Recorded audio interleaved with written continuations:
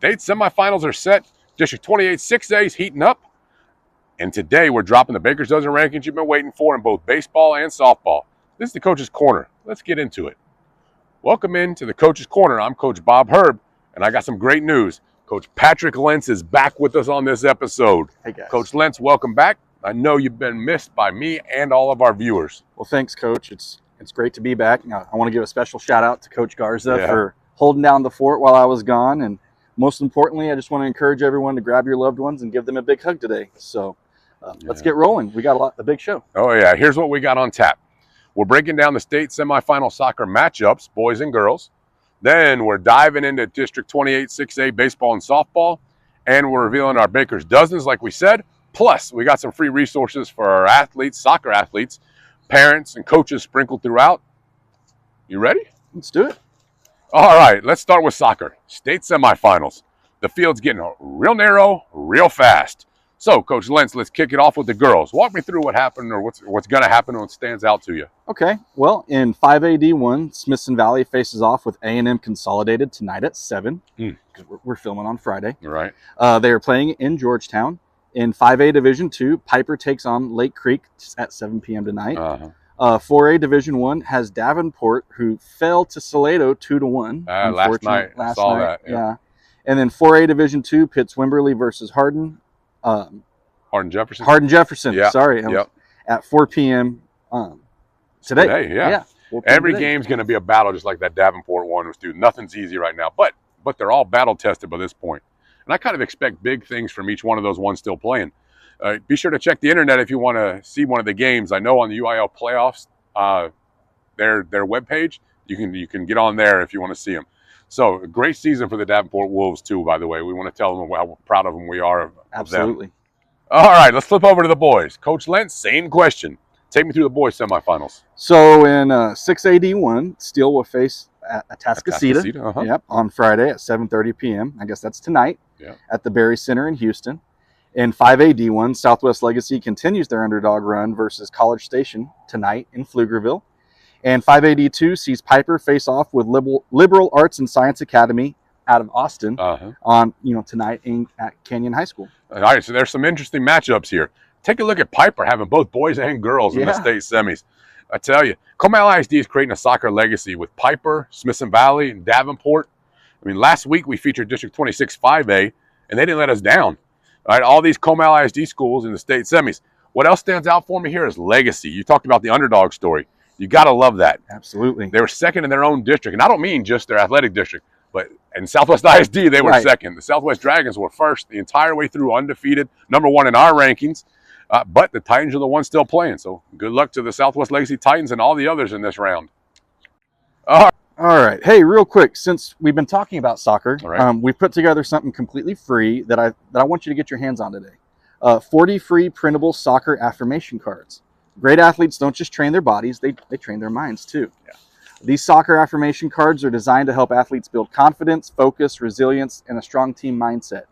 When used consistently, affirmations can shape how athletes think, respond to pressure, and perform in key moments. Each card is a simple, powerful statement written in the present tense to help athletes build belief in themselves, stay mentally locked in during games, respond positively to mistakes and challenges, and compete with confidence and purpose. So, Coach Herb, you coached long enough to see the mental side of the game make or break athletes. What's your take? Oh, yeah, plenty long enough. Yeah. You're right, though. I've seen athletes bomb under pressure, not because they didn't have the talent, but because they weren't prepared for that. All right, and the pressure got to them a bit. Yeah. The mind's got to be trained as much as the body needs to be trained. And any soccer players, coaches, or parents out there should check out these affirmation cards on the ACSN digital store. The link's going to be in the description below. Now, go get those cards. Link is in the show notes. Now, let District 28 6A. Let's go. Let's go. District 28 6A, the Northside ISD district, baseball and softball. Let's start with baseball. Coach Lenz, where does the district stand right now, and kind of who's running away with it, who's in the hunt, who's in trouble? All right, so in baseball, 28 6A, it's interesting. Yeah. On top, you have Sotomayor at 10-1 in district and 16-4-1 overall. Dominant. Next is the Warren Warriors at 8-2 in district and 15-7 overall. That's good. Tied for third is the Brennan Bears at 7-3 and 11-8 overall. And then the Stevens Falcons are 7-3 in district and 12-10-1 overall. Next is Harlan at 5-5 in district and 7-16 overall. They are followed by the Taft Raiders at 3-6 in district and 9-11 overall.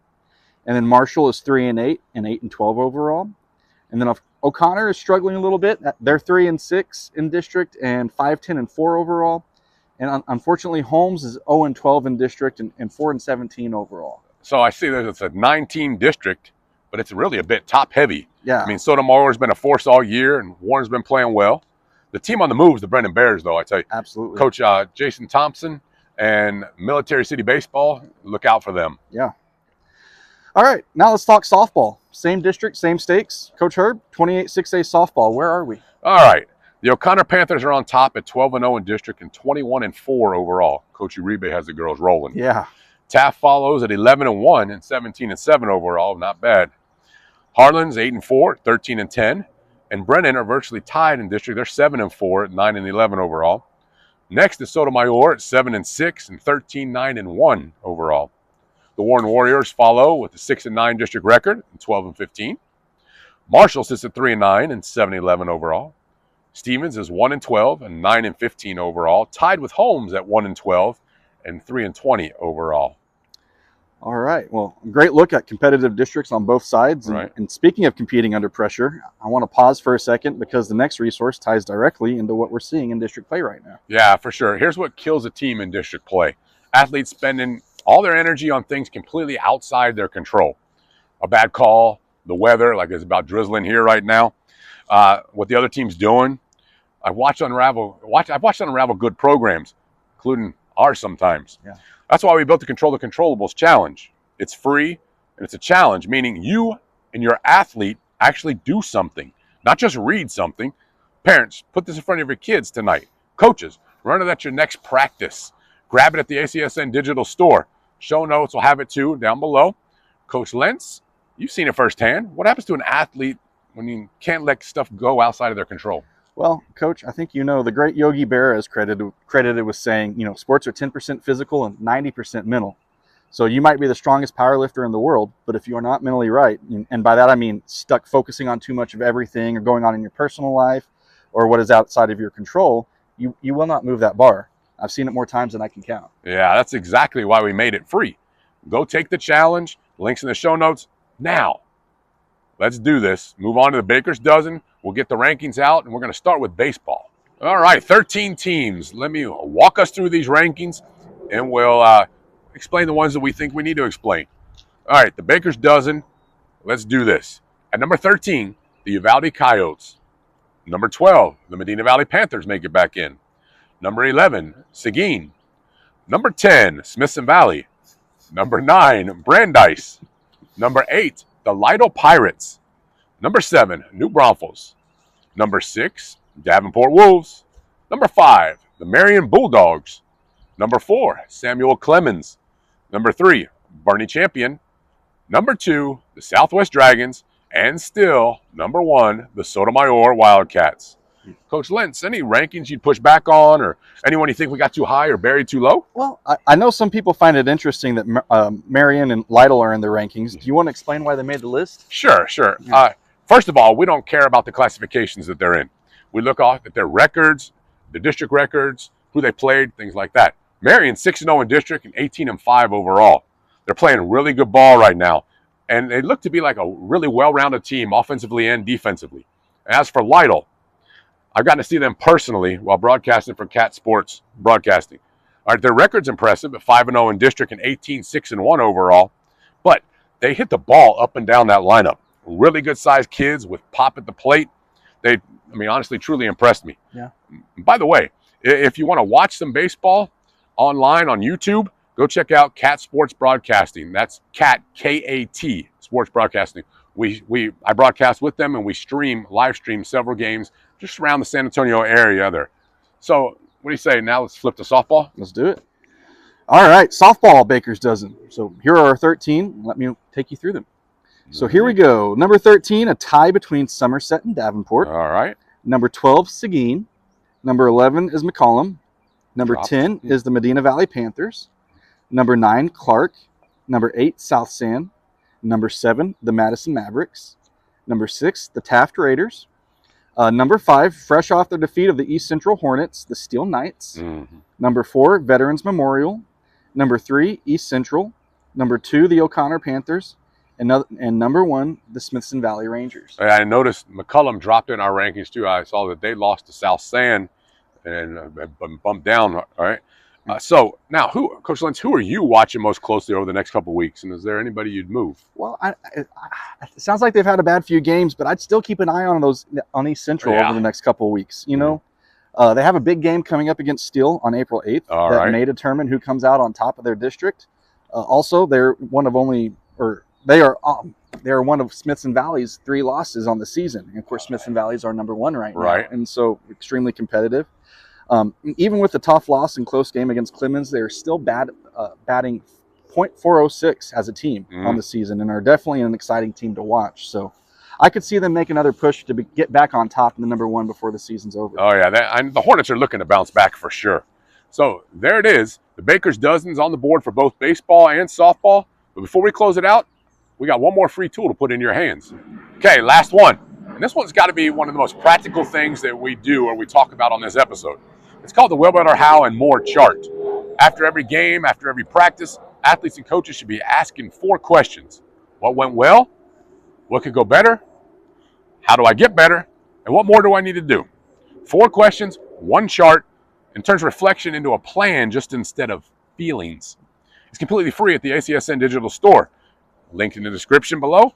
Coach Lenz, final thought. Do you think most athletes actually reflect after games, or do they just move on? Oh, man. Nobody is harder or more critical on an athlete than themselves, right? And I definitely think that athletes reflect after games.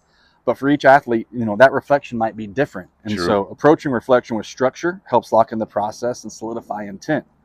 That way the athletes are constructively reflecting instead of just ruminating, which is, not really healthy for anyone. Right, exactly. So use the chart. It's free. It's in the show notes, the description below. All right, let's close this out. All right, now, what's becoming one of my favorites, the park reveal and the history. Today, we're at Raymond Russell Park, just off I-10 near the Dominion. And I've been waiting for Coach Lenz's history lesson, so take it away, Coach Lenz. All right. Raymond Russell Park, located on the north side of San Antonio, was established in the 1970s following the closure and rehabilitation of a landfill. Of course, I'm noticing a pattern here in San Antonio because, remember, Pearsall Park was also a former landfill. Right. So great job recycling location, San Antonio.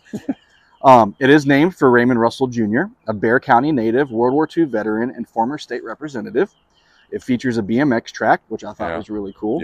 3 playgrounds, pavilions with barbecue pits, and wide open spaces and rooms to make some big mistakes. So something everyone could use from time to time. And if you don't believe me, just ask the Dixie Chicks. Hey, that's a wrap for episode 12 of the Coach's Corner. Coach Lenz, thank you for bringing it today. It's great having you back. It's great to be back. Also want to thank Coach Robbie Garza for filling in when he was gone as well. Yeah, appreciate it, Coach Herb. Great show. A lot of ground covered today, and I'm looking forward to watching those state finals play out. Yeah. To everyone listening, if you got something out of this episode, I'm going to ask you to do 3 things before you close this out. First, share this one with a coach, a parent, or an athlete who needs to hear it. That should help them make a real difference. Second, hit subscribe or follow wherever you're listening so you never miss a Baker's Dozen or district standings or any of that. And third, go grab those free resources. 20 competitor mindset tips was on there as well. The 40 affirmation cards, Control the Controllables challenge, and Well, Better, How, and More chart. All these things are free, and they're in the show notes below. Use it to build that athlete. All right, until next time, keep coaching, keep competing, and keep showing up. I'm Coach Bob Herb. This is the Coach's Corner. Real coaches, real sports, real San Antonio. And as always, keep it classy, San Antonio. See you next time.